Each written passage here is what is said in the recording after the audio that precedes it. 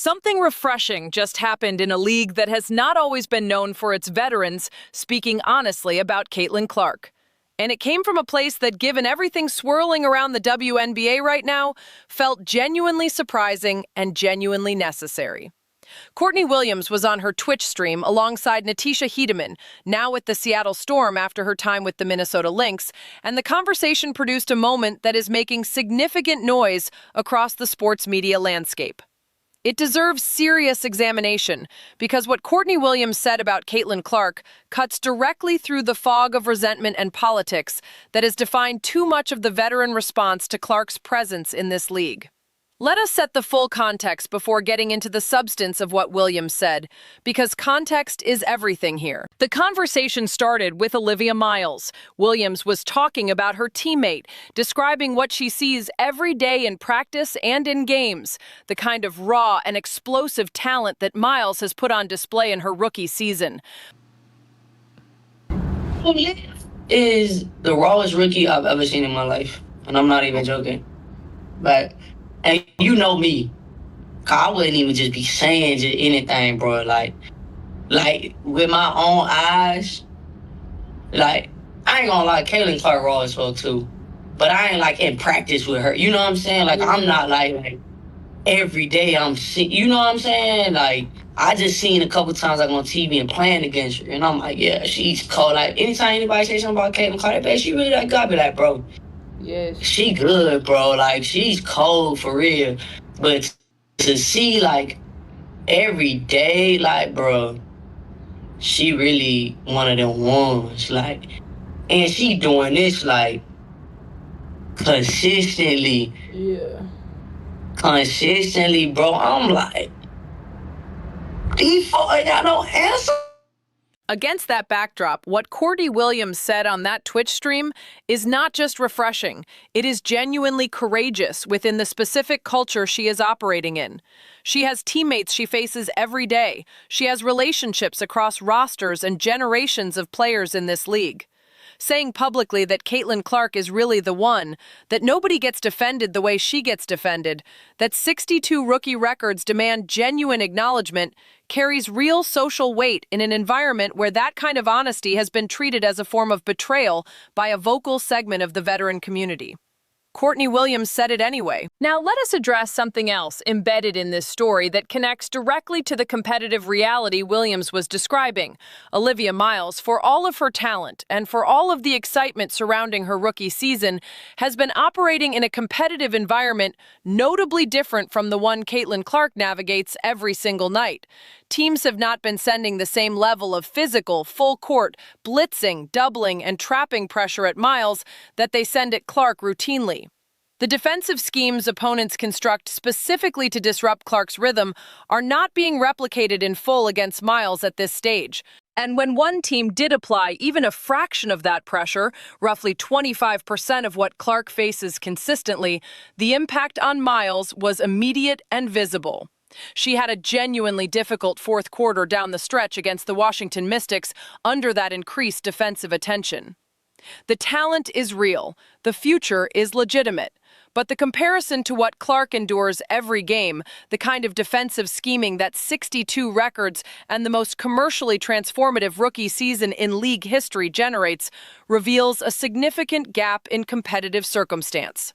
Courtney Williams saw that clearly. She made that distinction honestly, and she did it without tearing Olivia Miles down or framing the comparison in a way that diminishes anyone.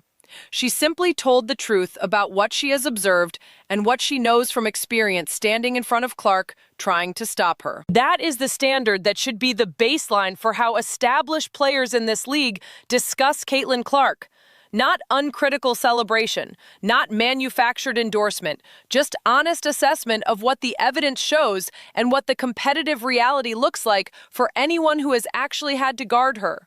Now let us address the shifting media commentary surrounding this situation, because there are voices in the broader sports landscape who are beginning to arrive at conclusions that careful observers reached considerably earlier. We can't just allow it to be open season on Caitlin Clark. Nobody cares about Caitlin Clark. In fact, some people seem to hate her. I can't draw any other conclusion. Has anyone asked how Caitlin Clark is doing?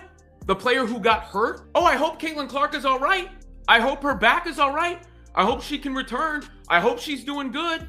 I hope she's not injured. What about Caitlin Clark's mental health and state? You think she's not on the receiving end of a bunch of crap? Anybody care about Caitlin Clark? If you're discrediting Caitlin Clark to get back at fans or to get back at trolls or to get back at commentators, it doesn't make you an activist, it makes you an asshole. Robin Lundberg has been noted in conversations surrounding Indiana's organizational direction. He had historically maintained a more measured stance regarding Stephanie White's coaching. He was not among the first voices raising serious questions about the relationship between Clark's talent and the coaching environment surrounding it. But his recent commentary represents a meaningful shift. The position that Caitlin Clark needs to be given the keys, that the organizational structure around her must reflect the reality of what she brings, is not a fringe observation. It is what anyone watching Indiana's games honestly has been able to see for some time. When a voice that previously leaned toward optimism about the current coaching structure arrives at the conclusion that something fundamental needs to change, it is worth acknowledging as a significant development. Caitlin Clark, golden goose of the WNBA, was assaulted on the court this week. And now the New York Times is calling the game not fun anymore. The Indiana Fever had to play without Clark Saturday due to an injury she sustained from hard-hit plays on Wednesday. Now, the minimal punishment for the players responsible is drawing some massive backlash, and fans are asking why the league allows this abuse, because that's what it is, to keep happening. Caitlin Clark, she's not the only high-profile player in the WNBA, but she certainly brought a new excitement to the game, to women's basketball. But they want to snuff her out. I get it to the extent of, hey, you're a rookie, like, earn your spot. But, I mean, she's been around for, what, 3 years now? I mean, in sports, you know, you're getting close to being a veteran at 3 or 4 years. I don't know why, unless she's just rotten and I don't know it, I don't know why everyone's so mad at her. That would be like Major League Baseball saying, you know, Shohei Ohtani, you sit down for a while. Let somebody else take the spotlight. No, it's like the merit of the game. Exactly. And she's a good player, and she draws a lot of fans, and they can't stand it. Arriving later than others does not invalidate the conclusion. The important thing is the destination. The broader question that Courtney Williams' honesty and this shifting commentary raise together is fundamental. Why has honest acknowledgement of Caitlin Clark's talent and impact been so difficult to come by from the people positioned closest to it? The answer is uncomfortable, but necessary. There is a culture within professional sports of protecting the established hierarchy. Veteran players who have competed for years feel genuinely threatened when a new presence arrives and immediately reshapes the commercial and competitive landscape in ways that redefine what the league is and who it is for. That threat is not irrational from a human psychology standpoint. Having your role redefined by someone else's arrival is difficult to process with equanimity. But the response to that difficulty has been, in too many cases, channeled into behavior and commentary that targets Clark rather than examining the underlying insecurity driving the reaction. The pattern was established early and maintained consistently by a vocal segment of the veteran community that decided, before any professional evidence had been gathered, that Clark's arrival was a threat rather than an opportunity for collective elevation. Courtney Williams has never been part of that pattern. She is a professional athlete who has competed at the highest level of her sport. She has every human reason to feel some version of the territorial protectiveness that has driven other veterans toward resentment. And yet, sitting on her Twitch stream talking about her rookie teammate, she paused mid-conversation and said, "Wait, Caitlin Clark is really that. She is really the one." 62 rookie records. No player in this league gets defended the way she gets defended. Pulling up from the parking lot and making it repeatedly. These are not diplomatic acknowledgments offered reluctantly to avoid criticism. These are the words of someone who processed the evidence honestly and arrived at a conclusion the evidence demands. Courtney Williams looked at what Clark has done and decided that intellectual honesty mattered more than tribal solidarity in that moment. That is the model. That is what honest commentary looks like when it comes from someone with genuine insider knowledge and the integrity to share it without political calculation attached.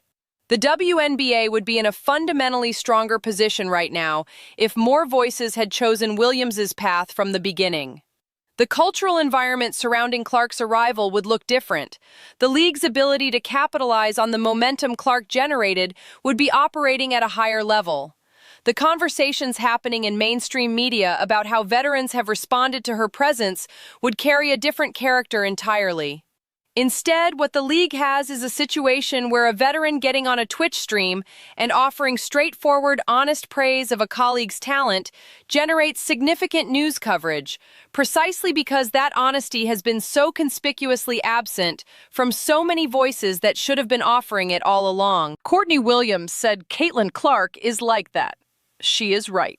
And the fact that saying so still feels notable in this league tells you everything you need to know about the environment Clark has been navigating since the moment she arrived.